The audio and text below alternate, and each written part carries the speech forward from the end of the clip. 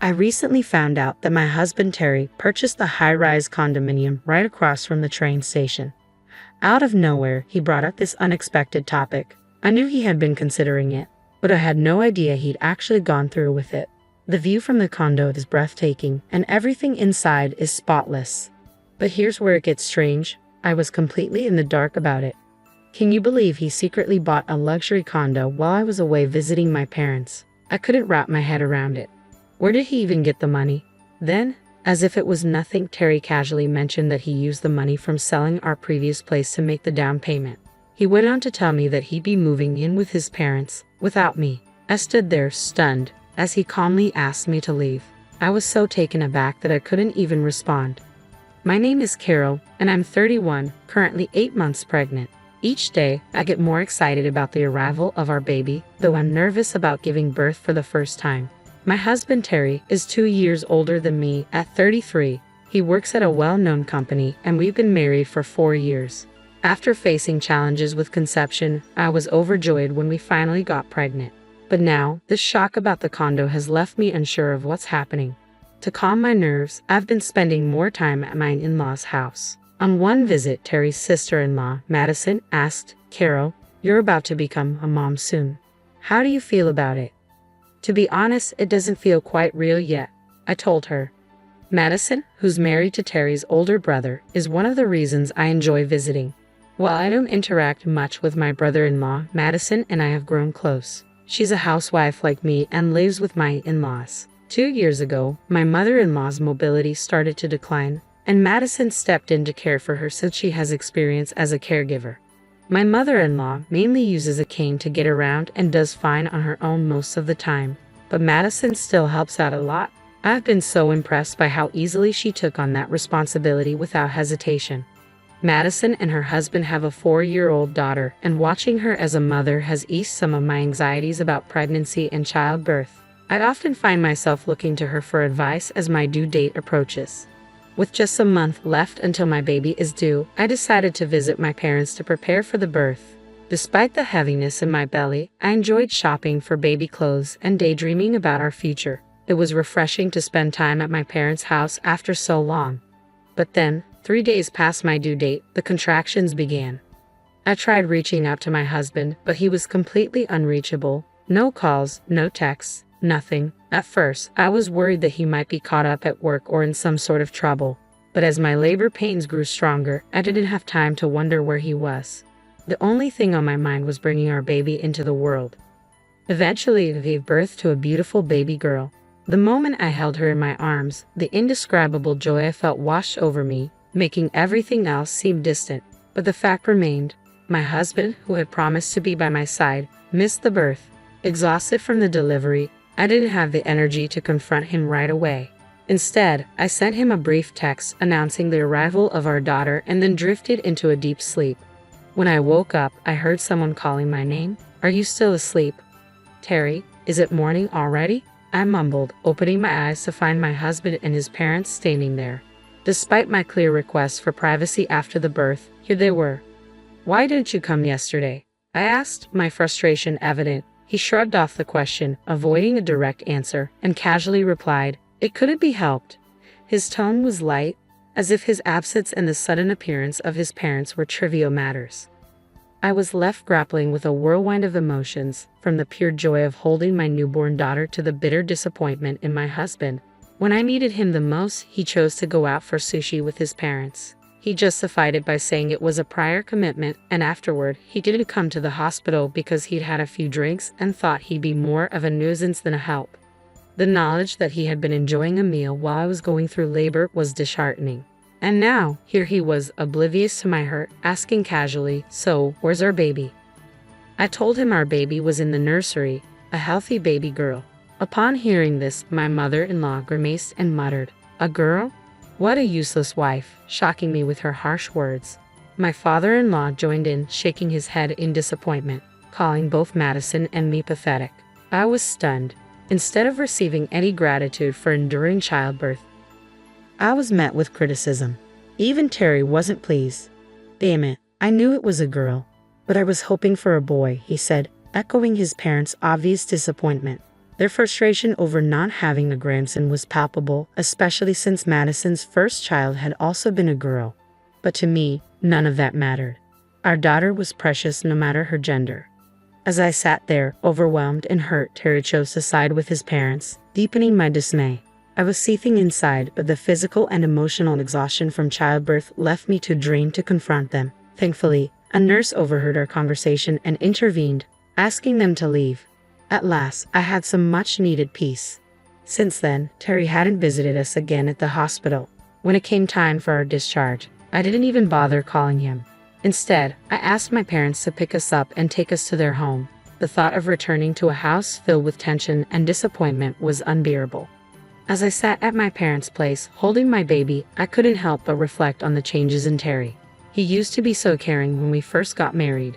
I suspected that his transformation had something to do with the significant mistake he made at work 2 years ago, a mistake that caused his company a major financial loss. Although his colleagues managed to soften the blow, sparing him direct consequences, his career took a serious hit. No matter how hard he worked afterward, he couldn't regain his previous standing. Since then, I noticed Terry becoming more detached and colder, both at work and at home. Adding insult to injury, one of his juniors at the company, who had once been less competent than him, was now his boss. This reversal of roles seemed to weigh heavily on him, fueling his irritability and distance. Even as I grew more dissatisfied with his behavior, I had hoped that the birth of our baby might inspire a change in him. But as the days passed and he didn't even try, my worry for our family's future deepened. Out of the blue, Terry finally called me. "Hey, when are you coming back? You've been at your parents' for nearly a month since the baby was born," he said, his tone flat. I wasn't ready to return home, not with everything unresolved, but I found myself replying, "Sorry.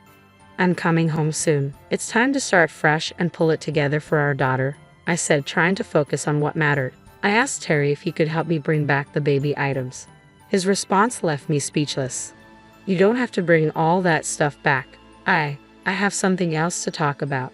Maybe I should have told you over the phone," he said, his tone unsettling. Confused, I pressed him for clarity. That's when he dropped another bombshell. "I bought a high-rise condo right in front of the station." I was stunned. "What do you mean? Why are you bringing this up now?" He rambled on about the condo's spectacular view and how clean and modern it was, but my mind was stuck on the fact that he had moved out of our apartment while I was away. "Where did the money come from? You can't afford a place like that on your salary," I exclaimed, panic rising.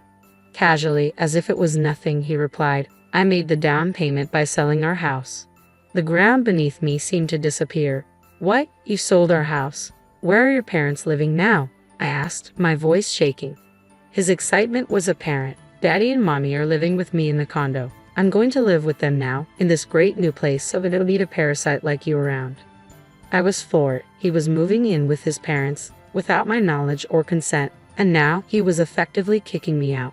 I couldn't find the words to respond. He started referring to his parents in childish terms, boasting about their new life together in the condo. Adding insult to injury, he sneered, "You're cocky for just a housewife. You're useless without my salary. Besides, you've done nothing but laze around these days." His words hit like daggers. I stood there, reeling, questioning not only his love but how I had ended up married to someone so heartless. During my pregnancy, when I struggled with severe morning sickness and preparations for our child, he'd shown no sympathy. After the baby was born, he had coldly remarked that I was useless for having a girl. Worse still, he claimed his parents thought it would be better for him to be with a younger woman who could give him a son.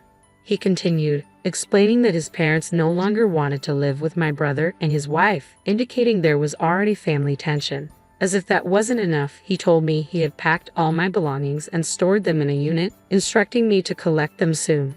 The conversation turned even more brutal when he said, without emotion, "I've sent you divorce papers. I expect you to file them promptly."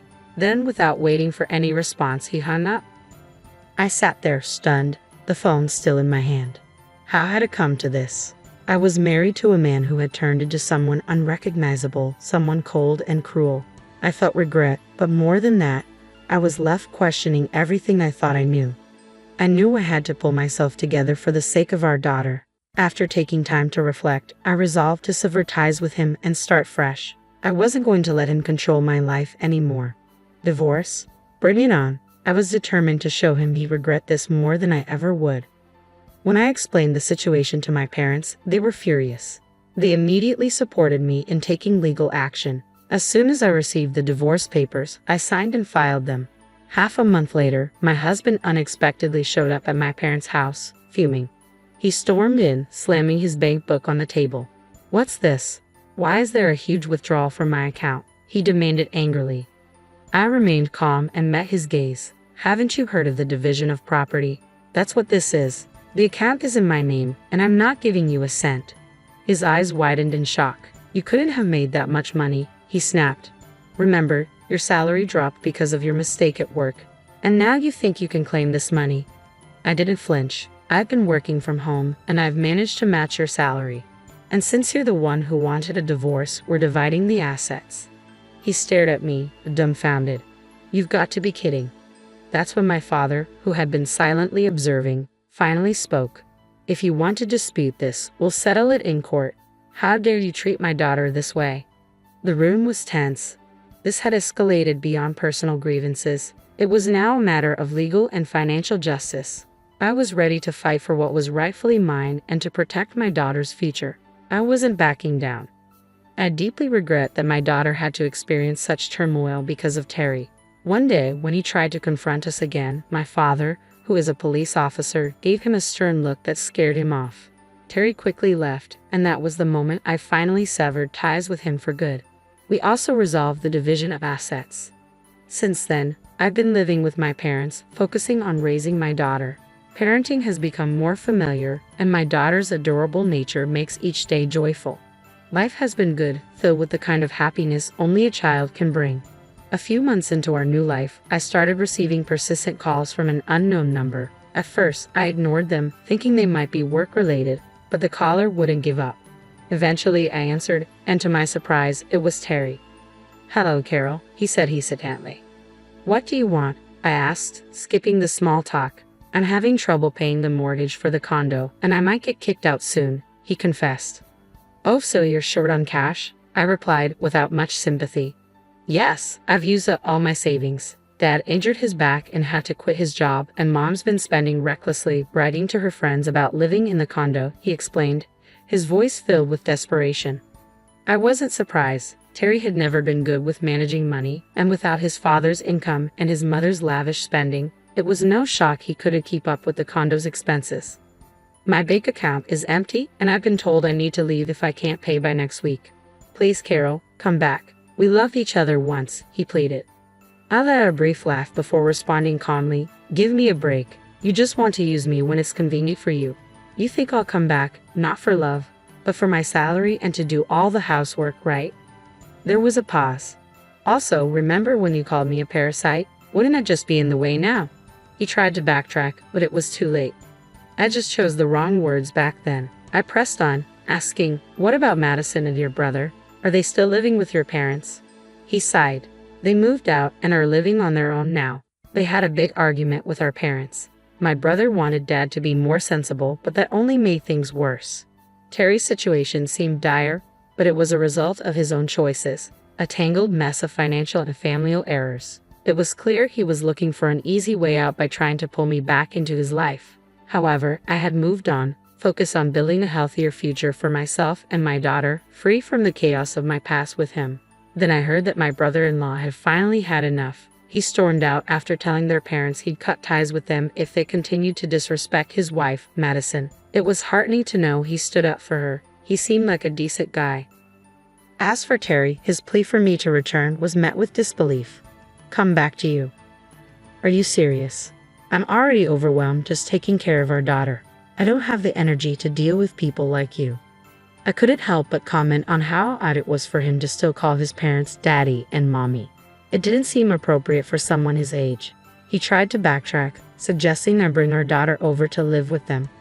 "Weren't you planning to live with her when you first asked me to come back?" I questioned, catching him off guard. "I would never let my daughter live with such a despicable father. Don't ever call me again. If you show up, I'll have my dad arrest you," I warned. His response was a feeble sound, likely recalling my father's intimidating presence. I hung up and blocked his number. Not long after, he tried to reach me with a new number, but I changed mine to cut him off completely. Later, I reconnected with Madison, who reached out to apologize for her silence. She explained that they had moved to the countryside and struggled to set up the internet. Madison and her family now lived in a tranquil rural area and invited me over. When I visited for the first time, I was charmed by the serene surroundings, an ideal place for a child to grow up. During my visit, my brother-in-law shared that Terry and his parents had been evicted from their condo due to unpaid debts and were now struggling financially, a stark contrast to their previous lifestyle. It felt a bit like poetic justice. Meanwhile, I had been working from home and living comfortably at my parents' house. The flexibility of my job allowed me to work from anywhere, so I spent a few relaxing days at Madison's home. I considered the possibility of moving closer to her in the future, hopeful for what lay ahead for my daughter and me. Reflecting on the whole ordeal, buying a high-rise condo on a whim while your wife is pregnant seems absurd, unless you're quite wealthy. It's strange to take such a risk on a normal income. In any case, I felt relieved to be rid of such an unsavory husband. I hope to continue enjoying my peaceful life, possibly relocating near Madison and her family, where everyone got along and fostered a happy environment for my daughter.